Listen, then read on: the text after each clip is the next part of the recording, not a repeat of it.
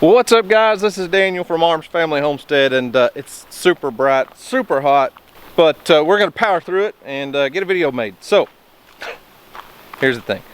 Before we're going to go check the trail cameras, I'm going to go move a feeder because I'm having some issues. We got all those pigs rooting up that field, and they are coming in there. We're going to go check those cameras and see what time they're coming in, but it's at night. I know it is. I know it's going to be at night. I'm thinking I need to go move a deer feeder over there that has a timer and throw some feed out, throw some corn out on the ground at the right time of day so that we kind of force those pigs to come eat when we want them to eat. But before we get to that, you ever make one of those boneheaded decisions or boneheaded mistake? Do something and you just don't think about what's gonna happen. Well, I'll tell you what it did. This kind of blows my mind. It does blow my mind, but it doesn't. Oh, anywho, so I went to the feed store, I don't know, a couple months ago, and I buy salt blocks and mineral blocks for the goats and for Big Mac over there, who's not gonna turn his head to us. He's gonna turn his back to us. So I went and I bought Big Mac a mineral block so he could get his minerals. See? Mineral block. And what I really wasn't thinking about was, so I just came in the driveway and stopped right here, unloaded the mineral block and just threw it over the fence. And those mineral blocks are, you know, lots of trace minerals and stuff, but they're mostly salt. And here's where I wasn't thinking. I threw it on the ground by the fence. My brand new, by the way, brand new fence that we just put up. Put a barbed wire up top, 4-foot sheep and goat wire, 4-foot or 4-inch squares, and then on the bottom I ran another barbed wire. That way nothing go under the fence. Well, all the salt in that mineral block, look at this, has already rusted the bottom wire and it broke. Can you believe that? Like, it's rusted completely. Down there, perfectly good condition, but that salt block or mineral block with lots of salt in it was laying right by the fence, and in just a couple months time it rusted that wire. So I'm gonna go get a piece of wire, go get a come along, and splice that bottom wire, move the mineral block a little farther, a little bit farther away. Just one of those bonehead mistakes, and fix it. Jeez.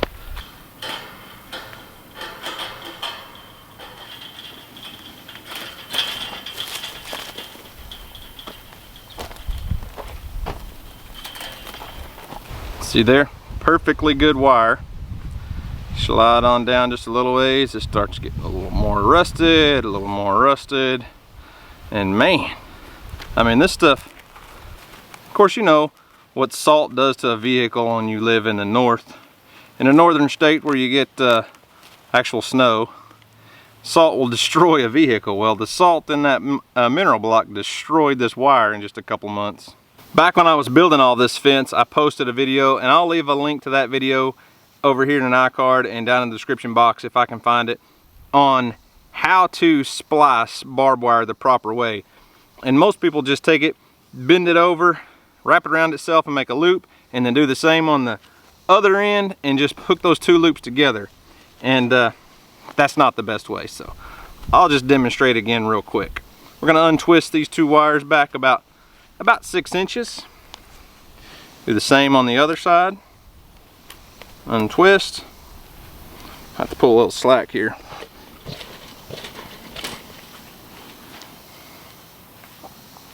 We're going to take those two and mesh them together. So you got 4 individual pieces of wire that we're going to push down into those 2 V's and then hold them together and wrap. And that one went this way, so the other one will go the opposite direction.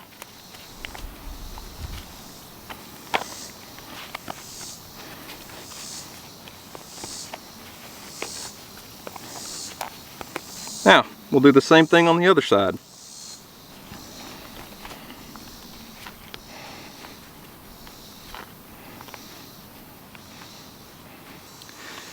And you should end up with something that looks like this.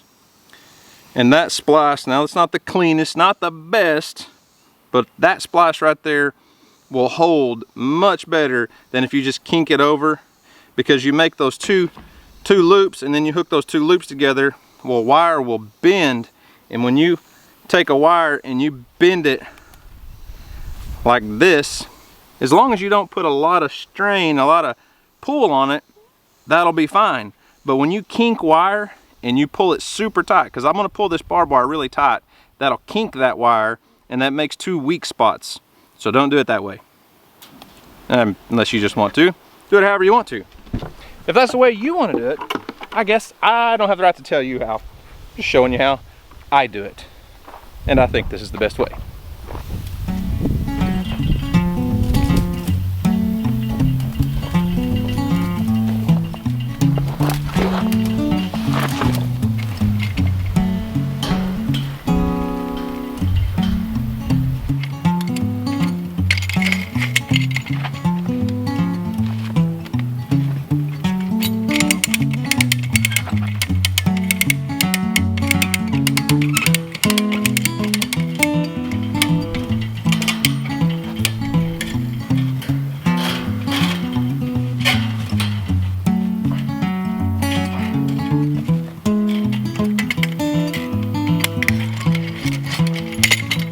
Alright, the new wire's in place. The splice looks good. The only thing I'm going to do different, I am going to tie my wire up off the ground, because last time I had it tied on my T-post to where that it was being held down to the ground. I'll probably wire it up so that it sits just about an inch or so off the ground, because I'm sure there's still plenty of salt in this ground to rust that wire again. Well, the work is done. Got the fence fixed. I feel better about myself now. It's always good when you have one of those things that's just bugging you. Every time you walk by there and you see it and you procrastinate and don't do it, it just bugs me. So got that done. Now it's time to go check some cameras, move a deer feeder, and see if we can get some pigs coming in on a routine schedule maybe.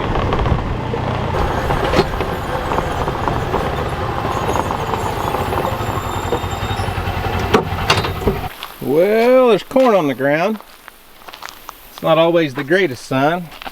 Let's see if we got any pictures. Not even gonna pull the card. 3 pictures. We'll just leave that one be.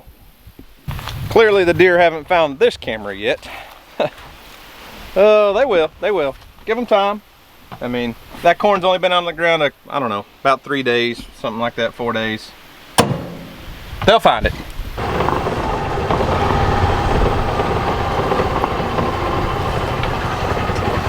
No corn on the ground here. I bet there's pictures on that camera. Kind of wobbly.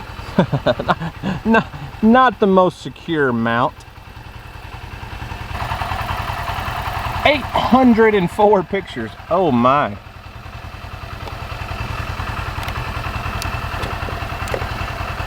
Let's see what's on it.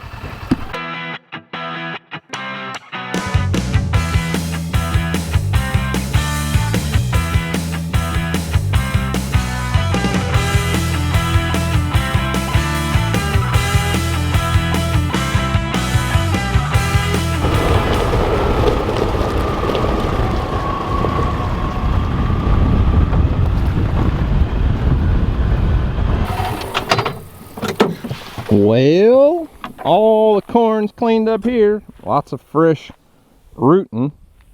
So we've got to have some pictures on this one. I mean, we got to have some pig pictures, I have no doubt.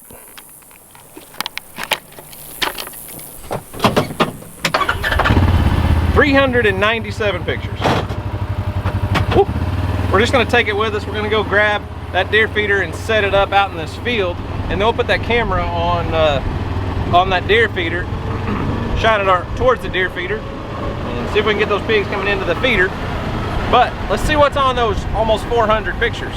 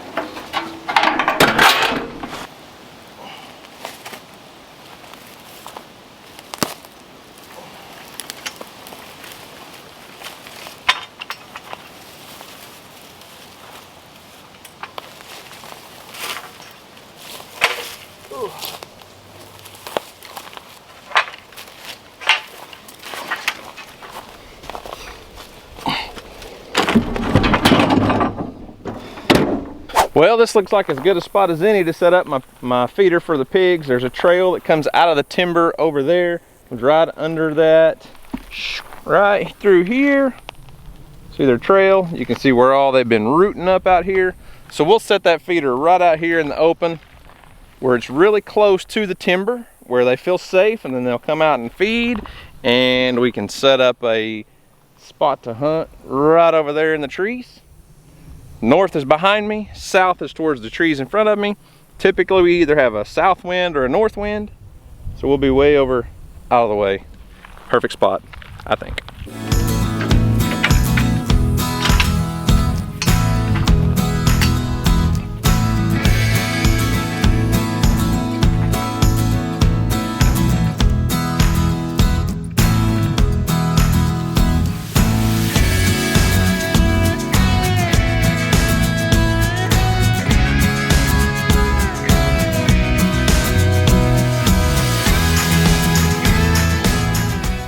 Alrighty, let's give her a test. Countdown. Like I said, are they firing a hole?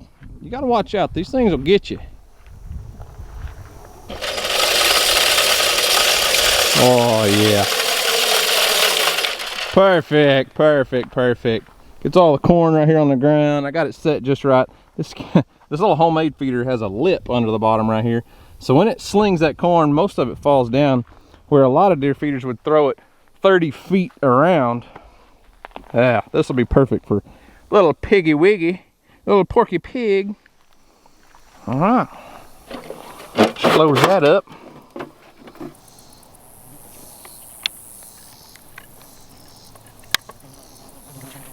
Straighten that out a little bit. That's a real fancy trail camera stake there. It's a electric fence T-post, but the stage is set. Trail cameras out here. There wasn't a tree in sight, so we had to, you know, come up with something else. Feeder's on, feeder's ready, and maybe in a few weeks Houston will sit right over there, or Emily. Smack a pig.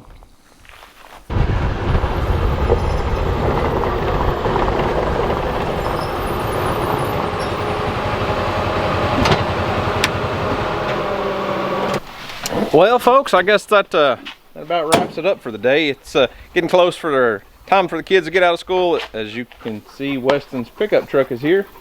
Because I was just bragging the other day about how no one's sick, everyone's healthy, everyone's over all the strep and the crud, and Weston come home sick from school. So far, Houston's missed school twice from being sick, Emily once, now Weston.